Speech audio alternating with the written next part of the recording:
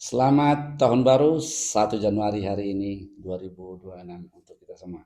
Saya mau bagi pengalaman tentang merayakan tahun baru, apa yang terpenting.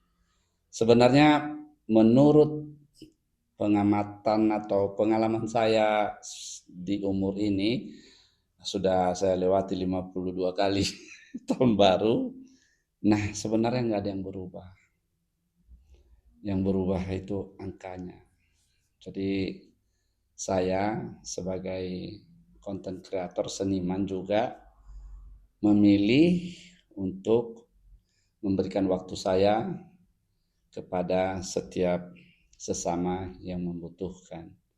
Kebetulan di Natal itu atau November 25 itu bencana itu datang di Sumatera dan Aceh. Jadi sebenarnya saya mengamati itu dan mengambil hikmahnya adalah ada pekerjaan dari Tuhan. Pekerjaan itu apa ya? Membantu mereka. Jadi saya pilih untuk terjun langsung. Itu menurut saya, beda-beda versi setiap orang. Jadi hidup itu berubah ketika melakukan hal itu.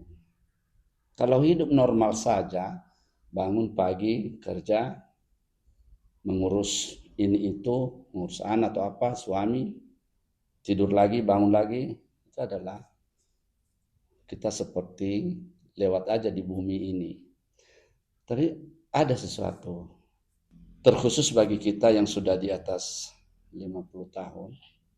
Jangan sibuk lagi dengan harta duniawi ini. Kalau ada yang lebih, berikanlah kepada mereka sekarang di bawah tenda sana.